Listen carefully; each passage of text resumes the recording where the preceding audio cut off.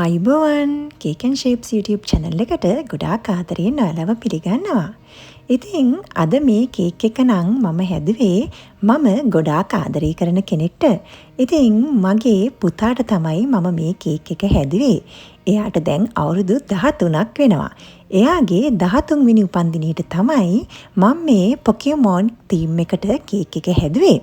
ඉතින් වෙනදට මම ඔයාලට පෙන්නන්නේ කිලෝ 1.5 තනි තට්ටුවට හදපු කේක්නේ.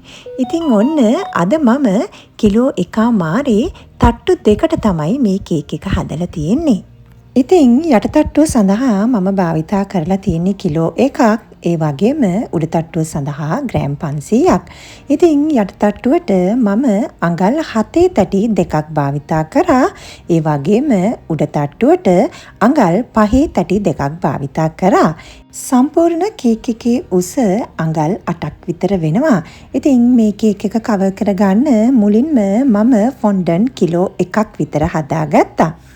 එහෙනම් ඉතින් අපි ඉක්මනටම වීඩියෝ එකට ගිහිල්ලා බලමු. මේ තියෙන්නේ මං හදාගත්ත කිලෝ 1 කේක් එක සහ ග්‍රෑම් 500 කේක් එක. ඉතින් කේක් දෙකම සෑන්ඩ්විච් කරලා ක්‍රම් කෝට් කරලා මං ශීතකරණයේ යට කොටසේ පැයක් විතර තියලා තමයි දැන් මේ එළියට අරගෙන තියෙන්නේ. දැන් විනාඩි 15ක් විතර ගියාට පස්සේ මම මේ කේක් දෙකම ෆොන්ඩන්ට් වලින් කවර් කරගන්නවා. ඉතින් ඔන්න මම මේ විදියට කේක් දෙකම ෆොන්ඩන්ට් වලින් කවර් කරගත්තා. කිලෝ 1 කේක් එක මම විල්ටන් රෝයල් බ්ලූ කලර් එකෙන් සහ ග්‍රෑම් 500 කේක් එක මම ටීල් කලර් එකෙන් තමයි කලර් කරගත්තේ. ටීල් කලර් කියලා කියන්නේ මුහුදු කොළ පාට. එහෙනම් ඉතින් අපි දැන් බලමු මේ කේක් දෙක කොහොමද ස්ටැක් කරගන්න කියලා. ඉතින් ඒ සඳහා මට මේ වගේ ස්ට්‍රෝස් කීපයක් අවශ්‍ය වෙනවා. අද උඩ කේක් එක අඟල් 5 කේක් එකක් නිසා මම ස්ට්‍රෝස් 5ක් තමයි මේ සඳහා භාවිතා කරන්නේ. ඉතින් මුලින්ම මේ විදියට එක ස්ට්‍රෝ එකක් අරගෙන කේක් එක මැදට ගහලා ඒ ස්ට්‍රෝ එකේ උසටම මම අනිත් ස්ට්‍රෝස් ටිකත් කපා ගන්නවා. ඉතින් අද තවත් දෙයක් මතක් කරන්න ඕනේ. උඩින් තියෙන කේක් එක යටට අපි සාමාන්‍යයෙන් පොඩි කේක් ට්‍රේ එකක් තියෙනවනේ. ඉතින් ඒ බෝඩ් එක මට අද තියන්න අමතක වුණා. ඉතින් ඒක නිසා අද මම ඔයාලට කියලා දෙන්නම්. එහෙම අමතක වෙච්ච අවස්ථාවක ඔයාලා කොහොමද මේ දේ කරගන්න ඕනි කියලා. ඉතින් මේ තියෙන්නේ මම කපාගත්ත ස්ට්‍රෝස් ටික. මුලින්ම මම මේ විදියට මැදින් එක ස්ට්‍රෝ එකක් ගහ ගන්නවා. ඉතින් මේ තියෙන්නේ මට අමතක වෙච්ච කේක් බෝඩ් එක. ඉතින් මේ කේක් බෝඩ් එක අපි සාමාන්‍යයෙන් උඩ තට්ටුවේ යටින් තියලානේ ක්‍රම් කෝට් කරන්නේ. ඉතින් ඒක තියන්න අමතක වුණ නිසා අද මම මේ විදියට තමයි කරන්නේ. ඉතින් කේක් එක මැදින් මේ විදියට මේ කේක් බෝඩ් එක තියලා මම මේක වටේ සලකුණු කරගන්නවා. ඉතින් ඒ ඇතුළත තමයි අපි මේ ස්ට්‍රෝස් ටික පල්ලෙහා කේක් එකට සම්බන්ධ කරගන්න ඕනේ. ඊට පස්සේ මේ ස්ට්‍රෝස් ටික වැහෙන්න මම මේ විදියට අයිසින් ටිකක් ගා ගන්නවා. දැන් මට කේක් දෙකේ උසට ගැලපෙන විදියට බාබකියු ස්ටික් එකක් අවශ්‍ය වෙනවා. ඉතින් කේක් එකේ උස අඟල් 8යිනේ. ඒක නිසා මම අඟල් 7ක් විතර දිග බාබකියු ස්ටික් එකක් මේ විදියට කපා ගත්තා. දැන් මේ විදියට මම අර මැදින් ගහගත්ත බටේ ඇතුලෙන් මේ බාබකියු ස්ටික් එක ඇතුළට යවනවා. ඊට පස්සේ පොඩි කේක් බෝඩ් එක අරගෙන මේ විදියට මම කේක් එක උඩින් තියා ගන්නවා. ඉතින් දැන් මේ කේක් බෝඩ් එක උඩින් තමයි අපි ග්‍රෑම් 500 කේක් එක තියන්න ඕනේ. ඉතින් කේක් බෝඩ් එක උඩිනුත් මම මේ විදියට අයිසින් ටිකක් ගා ගන්නවා. එතකොට කේක් බෝඩ් එකයි කේක් එකයි හොඳට ඇරවිලා හිටිනවා. ඉතින් මේ තියෙන්නේ ග්‍රෑම් 500 කේක් එක. ඔයාලට පේනවා ඇති මම කේක් එක යටින් කේක් බෝඩ් එක තියලා නැහැ. ඉතින් දැන් මම මේ විදියට ග්‍රෑම් 500 කේක් එක මේ බාබකියු ස්ටික් එක හරහා පොඩි කේක් බෝඩ් එක උඩින් තියා ගන්නවා. දැන් කේක් ස්මූදර් එකක් අරගෙන මේ විදියට මම පොඩ්ඩක් කේක් එක ලෙවල් කරගන්නවා. ඉතින් මම කේක් දෙකේම මේ විදියට සුදු පාට ෆොන්ඩන්ට් තීරු දෙකක් අලව ගත්තා. ඉතින් ඔයාලටත් මේ විදියට කේක් එක යටින් පොඩි කේක් බෝඩ් එකක් තියන්න අමතක වුණොත් ඔයාලට මේ විදියට කේක් එක ස්ටැක් කරගන්න පුළුවන්. ඒ වගේම මේ තියෙන්නේ මම කේක් එක සඳහා භාවිතා කරන පින්තූර කීපයක්. ඉතින් මේ එඩිබල් ප්‍රින්ට්ස් නෙමේ නෝමල් ප්‍රින්ට් අවුට්ස් තමයි මම අරගෙන තියෙන්නේ. ඉතින් මේ හැම පින්තූරයක්ම මම ට්‍රාන්ස්පේරන්ට් ස්ටිකර් එකකින් අලවගෙන තියෙන්නේ. ඉතින් ඔයාලා මගේ කලින් වීඩියෝ බලලා තියෙනවා නම් ඔයාලා දන්නවා මේ ට්‍රාන්ස්පේරන්ට් ස්ටිකර් එක ඕනම බුක් ෂොප් එකකින් ඔයාලට ගන්න පුළුවන්. ඉතින් පින්තූරේ දෙපැත්තම මේ විදියට අලව ගන්න ඕනේ. ඊට පස්සේ මම මේ හැම පින්තූරයක්ම ෆොන්ඩන්ට් එකට අලව ගන්නවා. ඉතින් ෆොන්ඩන්ට් එකක් මේ විදියට හීනියට රෝල් කරගෙන වතුර භාවිතා කරලා ෆොන්ඩන්ට් එකට පින්තූරේ අලවලා පින්තූරේ වටේ කපා ගන්නවා.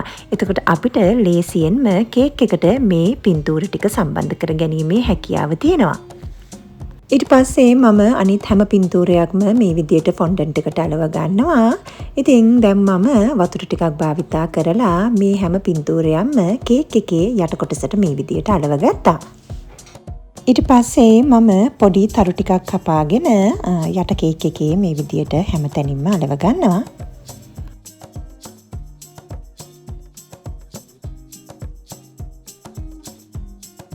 දැන් මම Pokémon ලෝගෝ එක අලව ගන්න යන්නේ. ඉතින් මේ විදියට මම ෆොන්ඩන්ට් වලින් ලෝගෝ එක හදාගත්තා.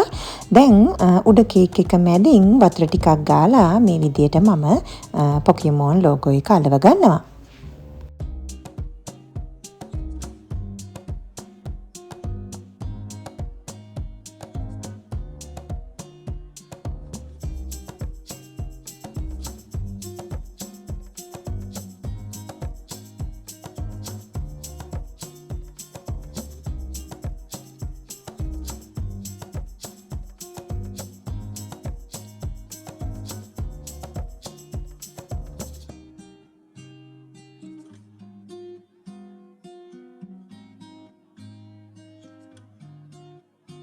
ඊට පස්සේ මම නිල් පාටින් ෆොන්ඩන්ට් තීරු ටිකක් කපා ගත්තා. දැන් මම උඩ කේක් එක පුරාවටම මේ විදියට අලව ගන්නවා.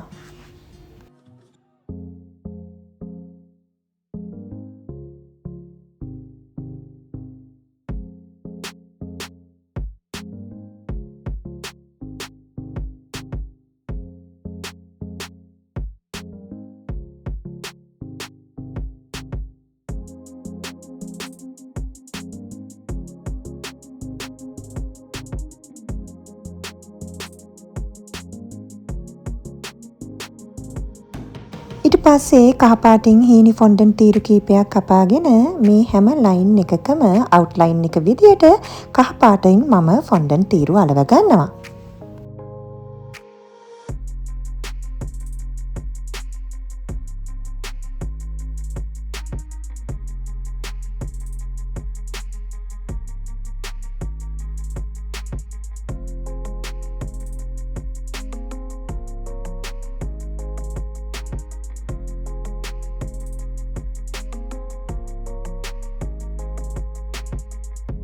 ඊට පස්සේ මම ලානිල් පාටින් සහ කොළ පාටින් කොටු කීපයක් කපා ගත්තා.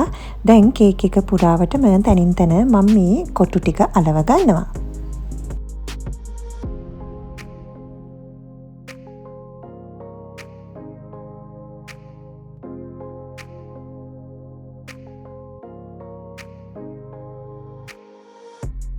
දැන් මම පුංචියට Pokémon කෙනෙක් හදාගන්න යන්නේ. ඉතින් මේ කහපාට ෆොන්ඩන්ට් එකට මම ටයිලර් සෙට් කරලා තියෙන්නේ. එහෙනම් ඉතින් බලන්නකෝ ඔයාලා කොහොමද මම මේ Pokémonව හදාගන්නේ කියලා.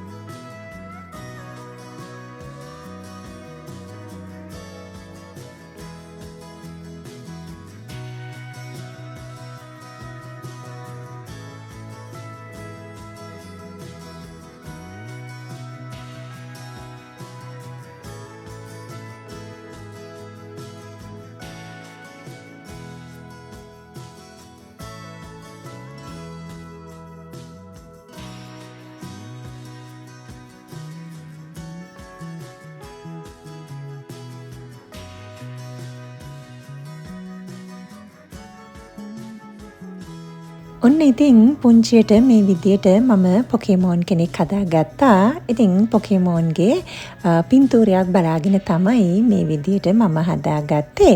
ඊට පස්සේ මම ටූත් පික් එකක් ආධාරයෙන් මේ ටොපර් එක කේක් එකට සම්බන්ධ කරගන්නවා.